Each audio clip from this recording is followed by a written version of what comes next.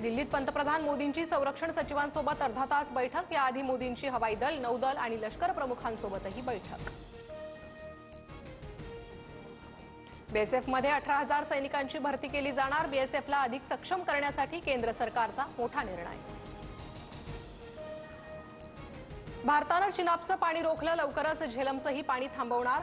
पाकच्या पंजाब प्रांताची जीवनरेखा कोरडी ठाक, शेतीवर परिणाम होणार। भारतीय युद्धनौकाच्या युद्धाभ्यासानंतर पाकिस्तानला धडकी। तुर्कीची युद्धनौका टीसीजी बुळकाडा पाकिस्तानात। तुर्कीकडून पाकिस्तानला मदत पुरवली जात असल्याचं समोर। दहशतवाद्यांना मदत करणाऱ्या आरोपीचा मृत्यू। चौकशी दरम्यान पलायन करताना विश्वा नदीत उडी मारली। पहलगाम हल्ल्यात दहशतवाद्यांना मदत केल्याचा संशय। दहशतवाद्यांना अन्न आणि रसद पुरवल्याची आरोपीची कबुली। पहलगाम हल्ल्यानंतर पाकिस्तानमध्ये मोठ्या घडामोडी। पाकिस्तान लष्कराची सर्वपक्षीय नेत्यांसोबत बैठक। पाक लष्करानं राजकीय पक्षांना वाढलेल्या तणावाची माहिती दिली।